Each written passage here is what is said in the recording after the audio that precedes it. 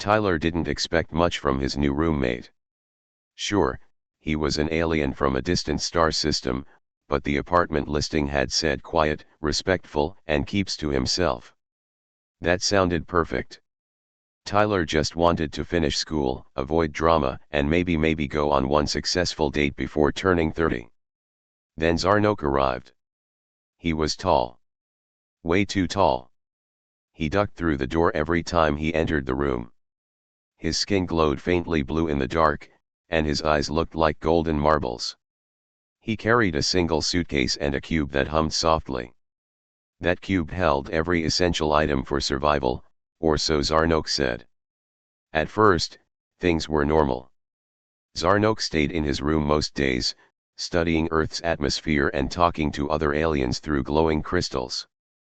He asked a few questions about laundry machines, peanut butter, and why humans wear pants. Tyler answered politely and went back to gaming. But one evening, everything changed. Tyler came home from work, tired and hungry. He opened the door, threw his keys on the table, and stopped dead in his tracks. Zarnok was sitting on the couch, surrounded by open books, printouts, and his glowing cube. On the TV was a nature documentary. No big deal, until Tyler realized what it was showing. 2 lions. Mating. Tyler blinked. What are you watching? Zarnok looked up with interest. You are home. Excellent timing. I have begun my study on human reproduction. Tyler nearly choked on his spit. Wait, what? I have questions, Zarnok said seriously. You are sexually mature, yes. You have secondary characteristics. Facial hair. Strong vocal tones. Average symmetry. You are a prime candidate. Tyler took a step back. Candidate for what, exactly? To mate. There was a long silence. Then Tyler held up both hands. Okay, first of all, no. Second, what? Zarnok looked confused. I have done the research. Reproduction is essential for species survival. You are not currently paired. This is inefficient. You must correct it. Tyler's face turned red. Dude. Humans don't just reproduce because it's time. It's not like planting seeds in a garden. Zarnok tilted his head. Do you not wish to ensure the continuation of your species? Not today. Zarnok looked genuinely puzzled. He pointed to the TV. But this documentary said most mammals. We're not lions. Tyler grabbed the remote and turned the TV off. Listen, I appreciate your concern. But this is not how it works. Dating is complicated. And personal. And emotional. Zarnok blinked slowly. I see. Then. I must learn more. Tyler groaned and walked to the kitchen. He didn't have the energy to explain human love to a glowing alien tonight. He just wanted mac and cheese and silence. But Zarnok had other plans. That night, while Tyler slept, Zarnok stayed awake. He read hundreds of articles online. He searched forums. He watched rom-coms. He even created a detailed spreadsheet of mating success rates in different Earth cultures. By sunrise, he had made a decision. If Tyler would not pursue a mate, he would help him do it. The next morning started normally. Tyler made coffee. He yawned. He opened the door to check the mail. And then he froze. 3 women stood outside the apartment. One was the barista from the cafe downstairs. Another was their neighbor from 2B. The third was that the UPS driver? Each held a single red flower. Hi, said the barista, smiling nervously. Your roommate said you were open to new connections. Tyler slowly turned around. Zarnok stood behind him, proud and glowing slightly more than usual. I have initiated the courtship phase, he said. Based on age, proximity, and social compatibility, These three are strong candidates. I offered them samples of colbian powder from my home planet. It is very valuable. Tyler wanted the floor to open and swallow him whole. You what? Zarnok blinked. You said humans need emotional bonds. I thought meeting potential mates would help. Tyler put his hands on his head. You bribed people, with alien coffee, to go on dates with me. They accepted, Zarnok said proudly.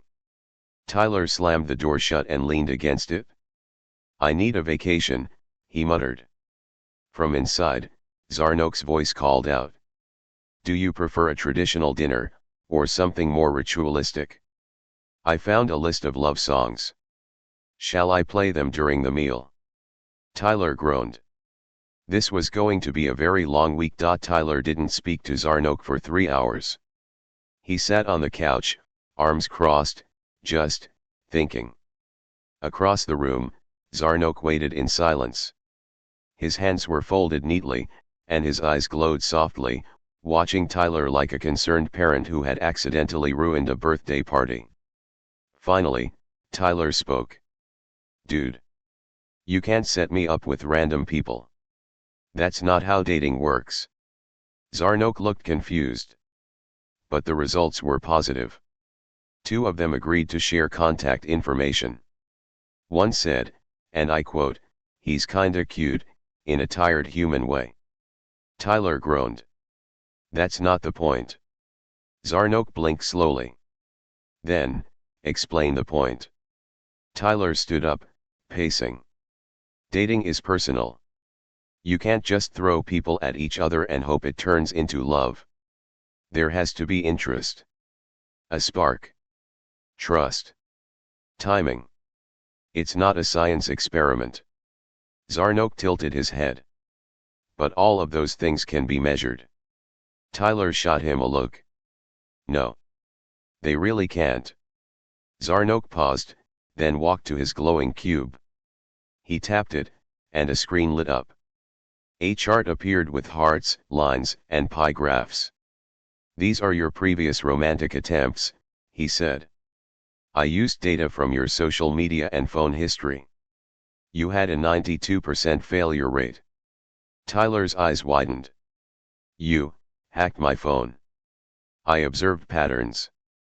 Your messaging style is inefficient. You use too many emojis. And you over-apologize. These are signs of emotional instability. Tyler threw his hands in the air. Oh, so now I'm emotionally unstable too. Zarnok blinked again. Do you deny it? Tyler opened his mouth, then closed it. Okay, maybe that part's not wrong. But still. He sighed and sat back down. I get it, he said finally. You're trying to help. But relationships aren't your job. You don't even understand them. Zarnok's glow dimmed. That is true. There was a long pause. Then Zarnok spoke again, softer this time. On my planet, we stopped forming bonds a long time ago. Reproduction is done in labs now. Parents don't raise children. Care units do. No love. No heartbreak. Just structure. He looked at Tyler. When I saw humans touching, laughing, and holding each other, I didn't understand it. But I wanted to. I still do. Tyler's anger melted away a little. Zarnok wasn't mocking him. He wasn't playing games. He was lonely. Tyler sighed again. Okay. You really want to learn? Zarnok nodded. Fine. Then we're starting with the basics. First rule, no setting up dates without permission. Understood. Second rule, don't offer alien coffee as a bribe. Zarnok looked disappointed. Even if it works. Yes. Understood. Tyler stood and stretched. All right. Let's do this. If I'm gonna be stuck with you, you might as well learn how humans actually fall in love. Zarnok's eyes lit up literally. He picked up a notebook and pen like a student ready for class. Tyler raised an eyebrow. You have a glowing space computer. Why are you using a notebook? I saw it in a romantic comedy. It seemed appropriate. Tyler shook his head, laughing. Okay, Professor. Lesson 1, First dates are not interviews. Zarnok wrote it down carefully. Lesson 1, First dates are not interviews. Tyler walked toward the kitchen.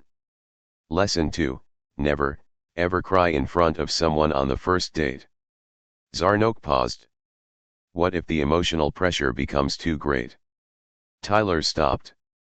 We'll get to that later. They spent the rest of the night watching romantic movies and analyzing them scene by scene. Zarnok asked about every kiss, every tear, and every awkward silence. He had so many questions.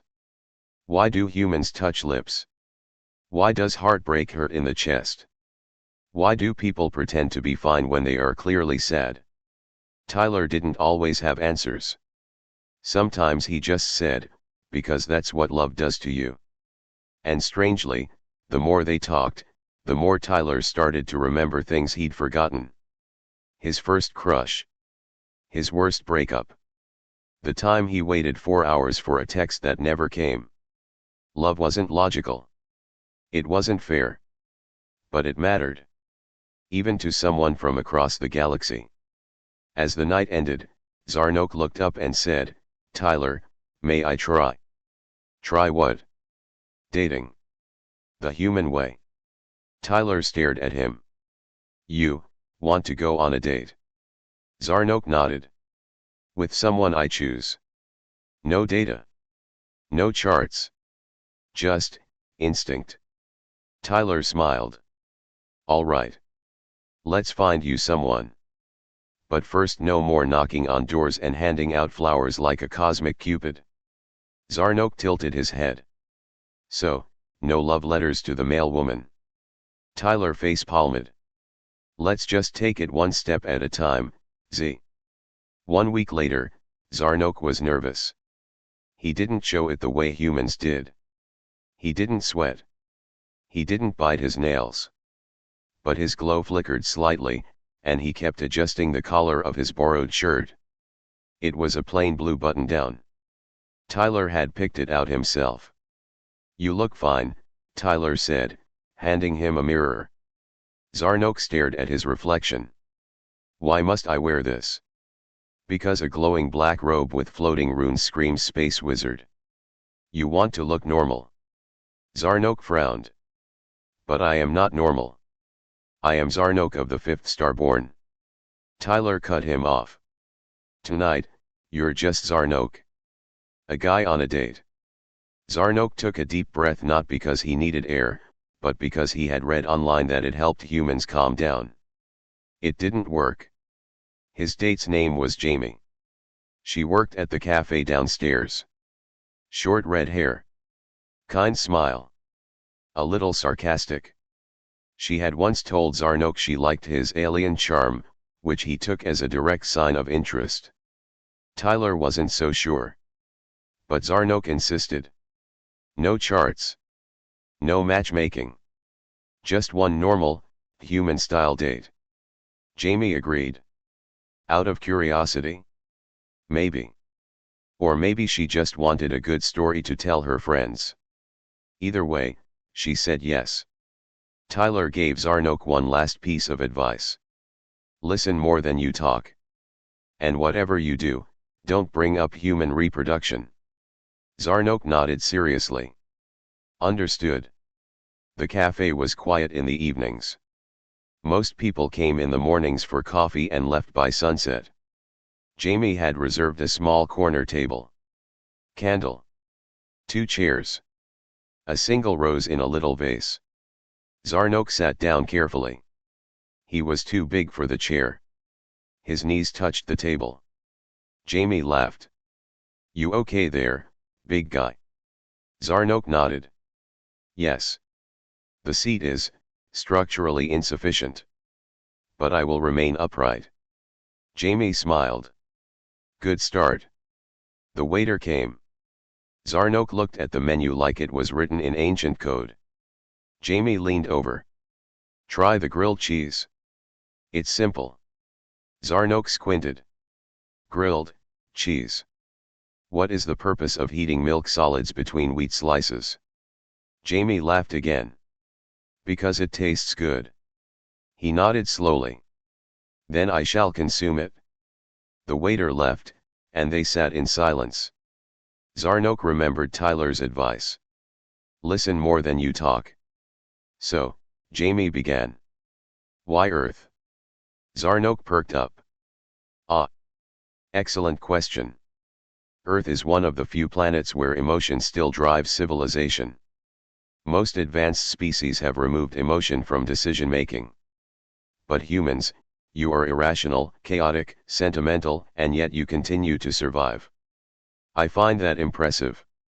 Jamie raised an eyebrow. You make it sound like we're a science project. Zarnok hesitated. That was not my intention. I am trying to understand you. Jamie tilted her head. Okay. What do you want to understand? Zarnok looked at her carefully. Love. The word hung in the air like smoke. Jamie blinked. Love. Yes. I have read stories. Watched your films. Observed couples in public parks. Humans seem to do anything, sometimes foolish things, for love. Why? Jamie leaned back. Wow. You don't start with small talk, do you? Zarnok looked concerned. Was that too direct? Jamie smiled. A little. But I don't mind. The food came. Zarnok stared at the grilled cheese like it was a lab experiment. He picked it up carefully, sniffed it, then took a bite. His eyes widened. Remarkable. Salt. Fat. Heat. Crunch. This is extremely satisfying. Jamie laughed. Glad you like it? They talked for a while. About small things. Music. Movies. Food. Zarnok was awkward, but polite. Curious, but respectful. But then, he made a mistake. He asked a question. A very bad question. Jamie, he said, have you ever reproduced? She froze. I mean, Zarnok continued, have you experienced the full human bonding cycle: courtship, mating, offspring, and cohabitation? Jamie stared at him. Tyler's voice echoed in Zarnok's head, whatever you do, don't bring up human reproduction. Too late. Jamie stood up. Yeah. You know what? I think we're done here. Zarnok looked confused. Did I say something incorrect? She grabbed her bag. You were doing fine until you made it weird. Really weird. She walked away without another word. Zarnok sat alone at the table, grilled cheese half eaten, candle still burning. He didn't move for a long time. Back at the apartment, Tyler was watching TV when the door opened. Zarnok walked in slowly. His glow was dim. His head was down. How'd it go?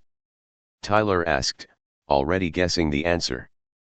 Zarnok sat on the floor. I failed. What happened? I asked if she had reproduced. Tyler dropped the remote. Come on, man. I panicked. I tried to follow your rules. But I do not understand the line between curiosity and offense. I do not understand anything. Tyler sat beside him. Look, it takes time. Even humans screw this up every day. It's not a test. You just try. And sometimes it hurts. Zarnok looked up. It does hurt. Right here. He pointed to the middle of his chest. Tyler nodded. Yeah. That's called getting your heart stomped on. Zarnok sighed. Then I am learning. Tyler smiled. Welcome to the human experience. Zarnok didn't leave the apartment for 2 days. He sat by the window, watching people walk by on the street below. Couples holding hands. Friends laughing. A man carrying flowers. A woman with a baby. He wrote notes in his black notebook. Words like rejection equals emotional wound. Too much honesty equals danger. Grilled cheese equals safe. Tyler didn't push him to talk. He let Zarnok process. Every few hours, he'd leave a cup of tea nearby, or toss over a snack. On the third morning, Zarnok spoke. I think I made her uncomfortable. Tyler looked up from his laptop. Yeah. You did. Zarnok nodded. I didn't mean to. But I see now intent does not equal impact. Tyler smiled. You're learning, man. Zarnok turned his glowing eyes toward him. But how do you know what's too much? How do you understand invisible rules? Emotions are not binary. There is no logic path. Tyler put his laptop aside. You're right. There's no formula. But I think, part of being human is learning to listen. Not just with your ears. With your gut. Zarnok looked down. My gut is mostly for processing minerals. Tyler laughed. Okay, bad example. Just then, someone knocked on the door. Zarnok stood slowly. His glow was still dim, but steadier than before. He opened the door. It was Mrs. Parker, their neighbor from down the hall. An older woman with big glasses, pink slippers, and a plastic container in her hands. I made banana bread, she said with a warm smile. Thought you boys could use something sweet. Zarnok tilted his head. Why would you prepare food and give it to another for free? She chuckled. Because that's what neighbors do. He looked at the container. Does this bread contain potassium? Mrs. Parker blinked. I guess. He took it gently. Then I accept your offering. Tyler waved. Thanks, Mrs. Parker. She winked. If he ever needs dating advice, send him my way. I've been married 42 years. I've seen it all. Tyler turned to Zarnok. You heard her. Zarnok looked confused. Is she a mating expert? Tyler laughed. Let's just say she knows what real love looks like. That evening, Zarnok visited Mrs. Parker. He sat on her couch, holding a notebook, while she poured tea into mismatched cups. Her living room was full of cat photos and fuzzy blankets. He asked questions. She answered patiently. How did you meet your mate? How do you survive heartbreak? What does it mean when someone says, I'm fine, but clearly is not? She told him stories. Some funny. Some sad. Some full of joy. She said things like, love isn't about perfection. You can't force someone to feel something. Sometimes the best thing you can do, is just be there. Zarnok wrote every word. When he left her apartment, his glow was warmer.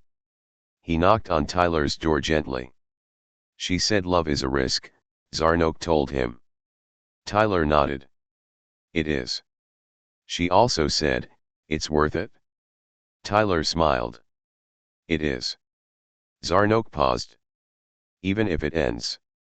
Tyler leaned back on the couch. Especially if it ends. Because that means it mattered. The next day, Zarnok saw Jamie again. She was sitting outside the cafe, sipping something iced and bitter.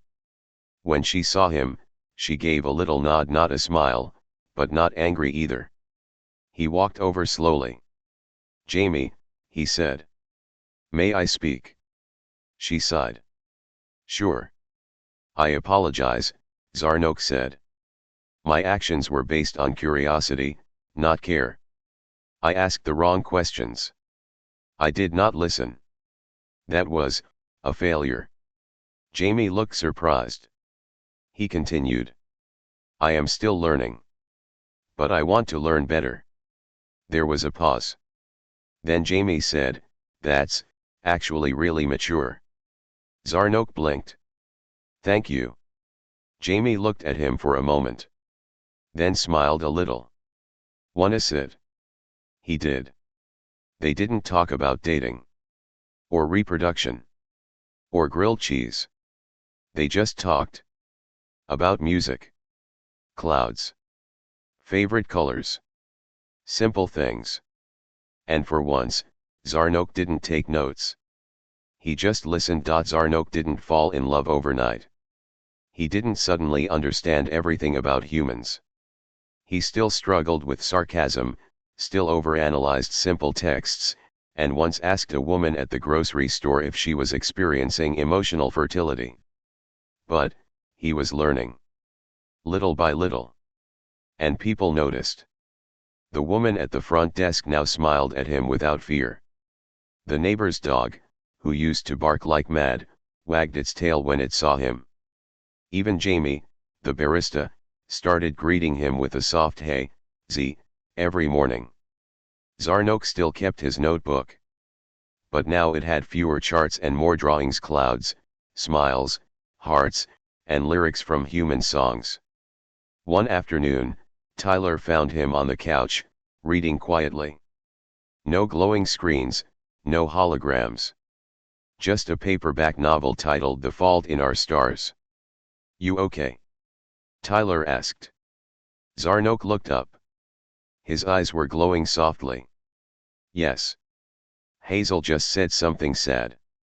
But also beautiful." Tyler sat down. "Yeah. That book hits hard." Zarnok stared at the page. "I believe I understand now. Not everything. But, enough." Tyler nodded. "You've come a long way, man." Zarnok smiled. "So have you." Tyler blinked. "Me?" "Yes. You were closed. Guarded. You feared connection. Now you speak freely. You laugh more." Tyler rubbed the back of his neck. "Guess we both grew up a little." A week later, something unexpected happened. Jamie invited Zarnok to a community event, open mic night at the cafe. "Come watch," she said. "Or, perform." Zarnok didn't answer right away. He had never stood in front of a crowd. And performing? That felt human. But something in her smile made him say yes. The night arrived. The cafe was packed. Strings of lights hung from the ceiling. People clapped after every poem, song, and awkward joke. Tyler sat in the back, holding his phone, ready to film if Zarnok panicked. Then Jamie walked on stage. She adjusted the mic, took a breath, and smiled at the crowd. "This next one isn't mine.